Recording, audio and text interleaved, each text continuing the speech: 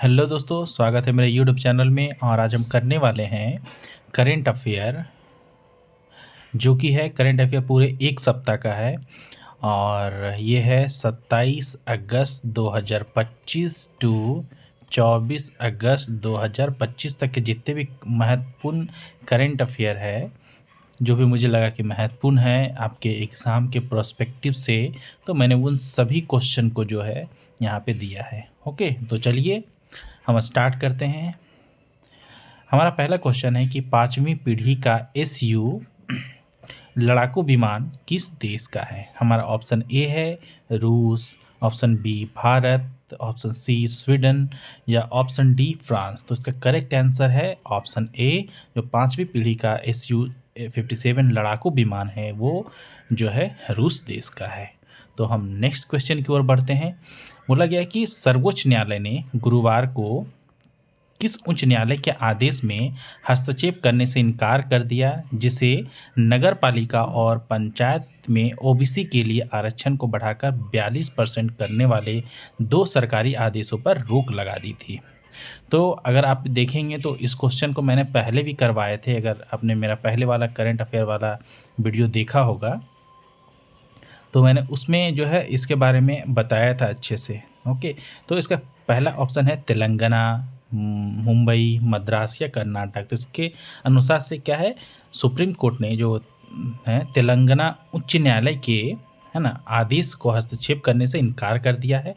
और इसका correct answer क्या है, तेलंगाना। ओके, तो ऑप्शन ए जो है हमारा करेक्ट आंसर है। तो हम क्वेश्चन नंबर 3 की ओर बढ़ते हैं। मतलब कि भारत की नर्स निमिषा प्रिया की हत्या का मामला किस देश में चल रहा है। ओके, तो निमिषा नर्स जो है निमिषा प्रिया कहाँ की रहने वाली है, मतलब भारत देश है। तो ये जो है केरल की रहने वाली थी, है ना, केरल की रहने वाली थी। और सुप्रीम कोर्ट जो था प्रिया को 2020 में एक यमन के मतलब निचली अदालत ने एक स्थानीय व्यक्ति जो उसका व्यावसायिक क्या है साझेदार था, मतलब पार्टनर था, उसके हत्या के लिए जो था हत्या के लिए जो मौत की सज़ा जो सुनाई थी, राइट। तो वो किस देश में चल रहा था ऐसा कोर्ट, तो ये यमन में चल रहा था। ठीक, तो ऑप्शन ए जो है हमारा करेक्ट आंसर है। नेक्स्ट क्वेश्चन की ओर बढ़ते हैं। बोला गूगल ने हाल ही में भारत के किस राज्य में एक नई सुविधा की घोषणा की है, राइट। तो हमारा करेक्ट आंसर है आंध्र प्रदेश है। तो आंध्र प्रदेश में आंध्र प्रदेश के विशाखापट्टनम में, है ना, विशाखा, आप इस चीज़ को याद रखिएगा, है ना, विशाखापट्टनम में जो है सुविधा की घोषणा की है, राइट। तो आंसर ए जो है ऑप्शन ए हमारा करेक्ट आंसर है। नेक्स्ट है कि रॉयल सीमा, है ना, किस भारत के राज्य का क्षेत्र है। तो एक्चुअली देखिए, मैंने जो भी क्वेश्चन मैं पढ़ा रहा हूँ ना, वो जो भी क्वेश्चन मैं पढ़ा रहा हूँ वो क्वेश्चन जो है हमारे मतलब कि न्यूज़पेपर से लिए गए हैं, है ना, न्यूज़पेपर से लिए गए हैं। मतलब वो क्वेश्चन, मतलब ये जो क्वेश्चन है वो न्यूज़पेपर से लिए गए हैं और कहीं ना कहीं मतलब किसी न किसी प्रकार न्यूज़ से ये संबंधित है। ओके, तो इसका करेक्ट आंसर है रॉयल सीमा किससे है, तो ये आंध्र प्रदेश से रिलेटेड है ना, आंध्र प्रदेश है। क्यों है, क्योंकि पूर्वोत्तर मानसून के समय ना के समय पर आसमान से दक्षिण प्रदीप के मतलब कई हिस्से पर खास करके तमिलनाडु और आंध्र प्रदेश के तटीय और सीमा के क्षेत्र को जो है लाभ पहुंचा रहा है ना। और इससे जो है कृषि और आपदा प्रबंधन के दृष्टिकोण से इस क्षेत्र को राहत मिली है। तो यही जो है न्यूज़पेपर में आया था और ये जो है मैंने क्वेश्चन बना के करंट अफेयर में डाल दिया। ओके, तो ये जो इम्पोर्टेंट क्वेश्चन है तो आप इसे याद रखिएगा। नेक्स्ट है कि सर बेनेगल नरसिंह राव निम्नलिखित में से कौन थे, है ना। तो सर बेनेगल नरसिंह राव, है ना, निम्नलिखित में कौन से, देखिए इनका शॉर्ट फॉर्म है कि सर, है ना, बी एन राव का नाम आपने सुना होगा। तो कौन थे, तो देखिए हमारा ऑप्शन क्या है, संविधान सभा के संवैधानिक सलाहकार, या प्रथम वित्त मंत्री, प्रथम लोकसभा अध्यक्ष या प्रथम उप मंत्री। तो अगर आपको शायद याद होगा तो ये क्या था, संविधान सभा के संवैधानिक सलाहकार थे, राइट। तो हमारा इसमें क्या है, इसके अनुसार से ऑप्शन ए जो हमारा करेक्ट आंसर है। नेक्स्ट क्वेश्चन की ओर बढ़ते हैं। मतलब नेसेट किस देश की संस्था है ना, किस देश की संसद है। तो तो देखते हैं, हमारा ऑप्शन ए है नीदरलैंड, ऑप्शन बी है मेडागास्कर, और ऑप्शन सी है जर्मनी, और ऑप्शन डी है कौन, इज़राइल, है ना। तो मैं बताना चाहता हूँ कि नेसेट जो है इज़राइल की जो है नेसेट जो है इज़राइल की संसद का नाम है। और ये देखिए, इजरायली जो मतलब इस संसद के नाम इसलिए आया न्यूज़ में क्योंकि इजरायली संसद जो है नेसेट को संबोधित करते हुए अमेरिकी राष्ट्रपति डोनाल्ड ट्रंप ने मतलब घोषणा की है कि हमास और इजराइल के बीच जो युद्ध हो रहा है ना, युद्ध जो हो रही थी उसके युद्ध विराम का समझौता है ना, जिसकी मदद में उन्हें मदद की थी, और नए मध्य पूर्व की ऐतिहासिक सुबह का जो है ये प्रतीक है, मतलब ऐसा न्यूज़ में था, है ना, युद्ध विराम की घटना। तो इसीलिए ये न्यूज़ में आया, और ये इम्पोर्टेंट करंट अफेयर है। नेक्स्ट क्वेश्चन की ओर बढ़ते हैं। कंपाला किस देश की राजधानी है? तो कंपाला किस देश की राजधानी है? तो कंपाला युगांडा की राजधानी है। और ओके, तो करेक्ट आंसर ये हो गया। नेक्स्ट क्वेश्चन की ओर बढ़ते हैं। मतलब विश्व रीढ़ दिवस किस महीने में मनाया जाता है ना? तो विश्व रीढ़ दिवस जो है, मैंने ये क्वेश्चन डाल दिया कि विश्व रीढ़ दिवस जो है किस महीने में मनाया जाता है। तो अक्टूबर का महीना चल रहा है, तो ये अक्टूबर में मनाया जाता है, तो करेंट। नेक्स्ट क्वेश्चन है कि किस देश ने 2050 तक शिपिंग उद्योग को, है ना, नेटा नहीं है, नेट है ना, नेट जीरो बनाने की रणनीति योजना पर मतदान स्थगित करने के लिए कई IMO, है ना, ये एक साथ लिख देता हूँ, IMO सदस्य देशों पर दबाव डाला था, है ना। तो इसका करेक्ट आंसर है कौन सा है? संयुक्त राज्य अमेरिका ने हाल ही में जो है शिपिंग उद्योग को नेट जीरो बनाने की रणनीति पर जो है मतदान जो किया था। इनका करेक्ट आंसर है ऑप्शन ए। मतलब किस कंपनी में H1B कर्मचारियों की संख्या सबसे अधिक है? तो हमारा करेक्ट आंसर है अमेजन। अमेजन में जो था, अमेजन में जो है H1B कर्मचारियों की संख्या जो है सबसे अधिक है, राइट। तो नेक्स्ट क्वेश्चन की ओर बढ़ते हैं।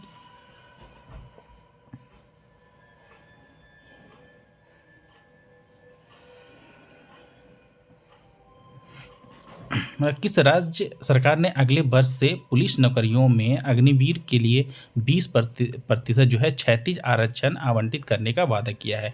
तो किसने किया है? तो योगी आदित्यनाथ ने, है ना, योगी जी ने ऐसा मतलब कि बोला है कि मतलब जो भी है, मतलब अग्निवीर है, उनके रिटायरमेंट के बाद जो है वो 20% जो है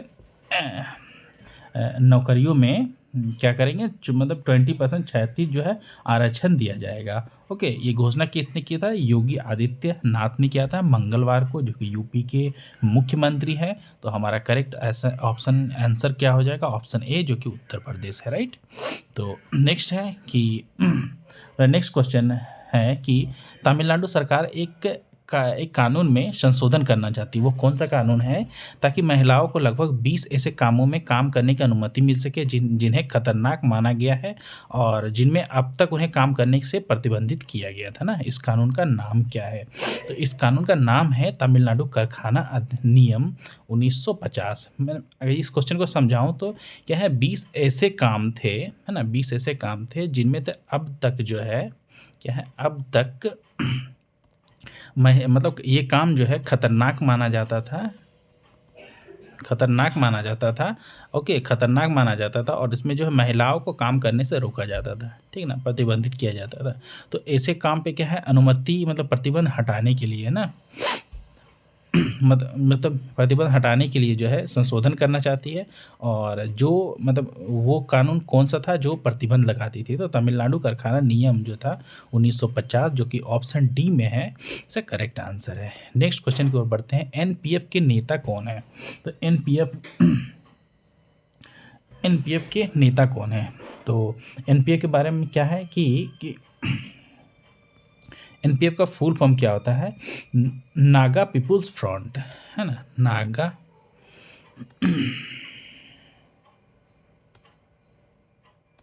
है ना, इसका क्या है, नागा पीपुल फ्रंट।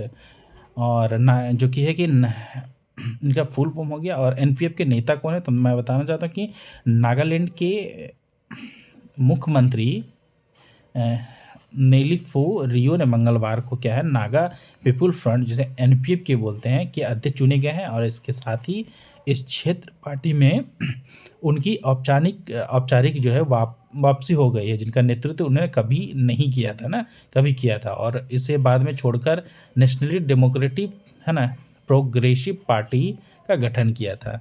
तो इसके करेक्ट आंसर कौन है? इसका करेक्ट आंसर है ऑप्शन डी, नेफ्यू रियो के बारे में बताया जा रहा है। तो नेक्स्ट क्वेश्चन की ओर बढ़ते हैं। बोला जापान के नए प्रधानमंत्री कौन हैं? तो जापान के नए प्रधानमंत्री हैं, उनका नाम है शाने तकाइची ना। ओके, यही गलत लिखा हुआ, उनका नाम है शाने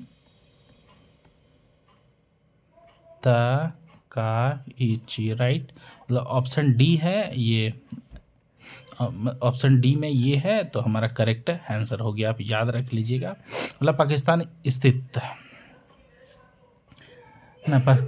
स्थित या ना उनसे जुड़े कितने आतंकवादी संगठन और व्यक्ति संयुक्त राष्ट्र सुरक्षा परिषद की प्रतिबंध सूची में सूचीबद्ध है ना। तो मैं बताना चाहता हूँ कि 130 ऐसे है ना, 130 ऐसे संगठन हैं जो संयुक्त राष्ट्र सुरक्षा परिषद की मतलब उसके लिस्ट में है ना, कि ये आतंकवादी संगठन है। तो राइट, इसके अनुसार से कौन सा ऑप्शन ए जो हमारा करेक्ट आंसर होगा। मतलब कौन सा जानवर अपने डीएनए का लगभग 98.8% हिस्सा जो है मनुष्य के साथ साझा करता है? मनुष्य के साथ साझा करने का मतलब कि उनका डीएनए जो है 98.8% जो है मनुष्य के साथ जो है मिलता है मिलता है। ओके, जो इस मानव विकास के अध्ययन के लिए एक प्रमुख मॉडल बन सकता है, तो उसका नाम क्या है?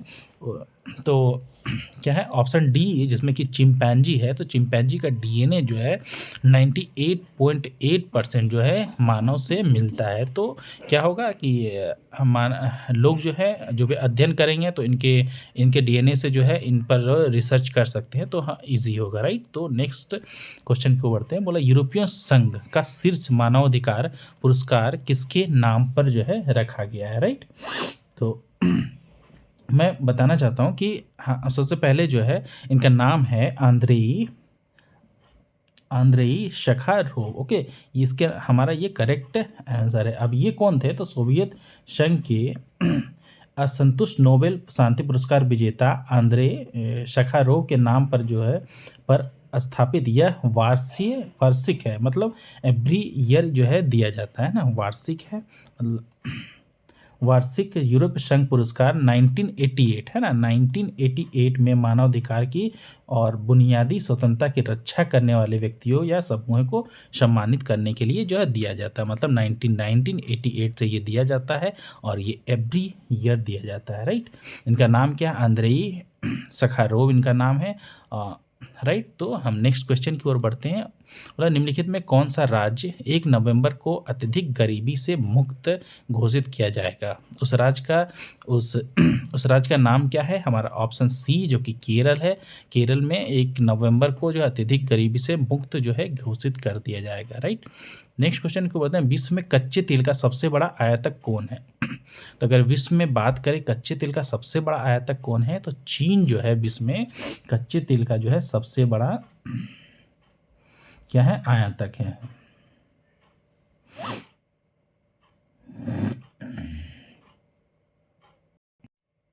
तो हाल ही में FAO की वैश्विक वन संसाधन आकलन रिपोर्ट में भारत का वैश्विक स्तर पर कौन सा स्थान मिला है, राइट। तो क्वेश्चन मार्क है, कौन सा स्थान मिला है? ऑप्शन ए है 7वां, ऑप्शन बी है 9वां, ऑप्शन सी है 10वां और ऑप्शन डी है 8वां। तो इसके अनुसार से करेक्ट कौन सा आंसर है? 9वां स्थान मिला है। FAO की वैश्विक वन संसाधन आकलन रिपोर्ट में जो भारत को कौन सा स्थान मिला है? तो 9वां स्थान मिला है। नेक्स्ट क्वेश्चन की ओर बढ़ते हैं। मतलब हाल ही में प्रवासी कामगार संबंधी दशकों पुरानी जो है काफिला व्यवस्था है ना, काफिला व्यवस्था को किसने समाप्त कर दिया? तो काफिला व्यवस्था को किसने समाप्त किया? हमारा ऑप्शन है ए, जो कि सऊदी अरब है, जिसने काफिला व्यवस्था को जो है समाप्त कर दिया है। ओके, नेक्स्ट क्वेश्चन बोलते हैं की ओर चलते हैं। हाल ही में विवाहित महिलाओं और भाइयों के बीच जो है प्रेम का त्यौहार निंगोल है ना, निंगोल चकोवा का आयोजन कहाँ हुआ है?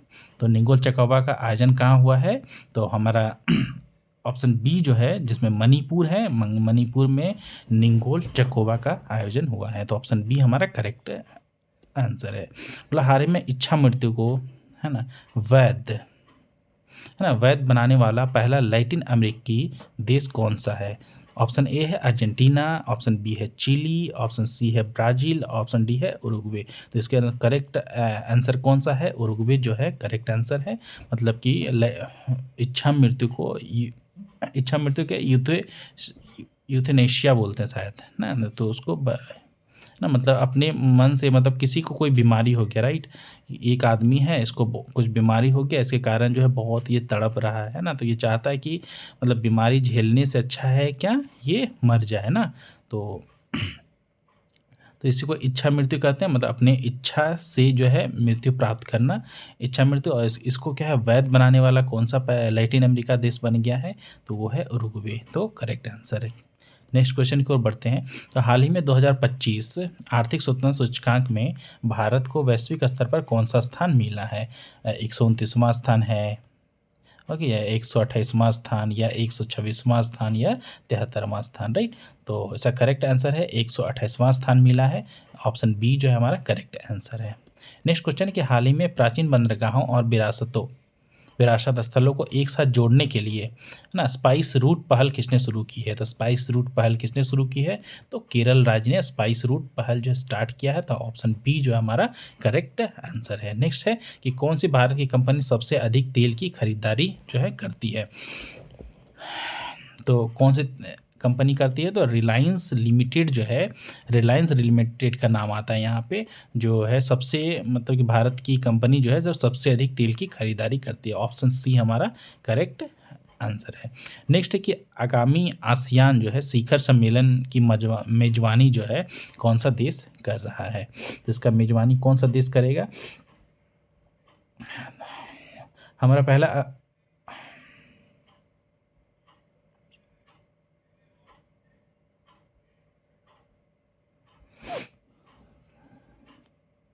ऑप्शन ए है नेपिडो, ऑप्शन बी है बंदरसेरी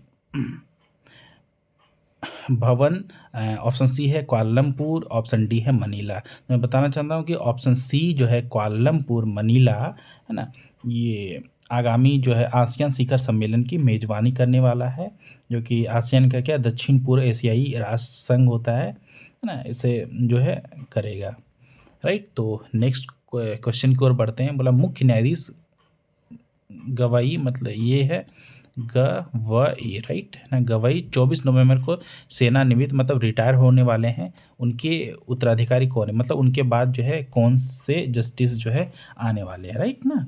तो इसका करेक्ट ऑप्शन है न्यायमूर्ति सूर्यकांत हैं। और अगर बोलेंगे कि वरिष्ठता के मानदंड के अनुसार जो है न्यायमूर्ति जो है सूर्यकांत जो है ना, 53वें, है ना, मुख्य न्यायाधीश की बनने की कतार में, है ना, 53वें मुख्य, है ना, मुख्य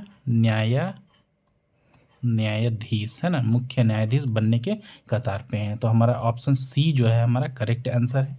नेक्स्ट क्वेश्चन की ओर बढ़ते हैं। बोला कि मई 2005 में राष्ट्रपति एपीजे अब्दुल कलाम ने किस राज्य की विधानसभा को उसकी पहली बैठक से पहले ही भंग कर दिया था, जो भारत के इतिहास में पहली बार हुआ था? तो मैं बताना चाहता हूँ कि ऑप्शन ए जो कि बिहार है, बिहार में इलेक्शन होने वाला है, तो इसलिए ये क्वेश्चन पूछा गया है। तो ऑप्शन ए जो है हमारा करेक्ट आंसर है, बिहार में ऐसा हुआ था, राइट?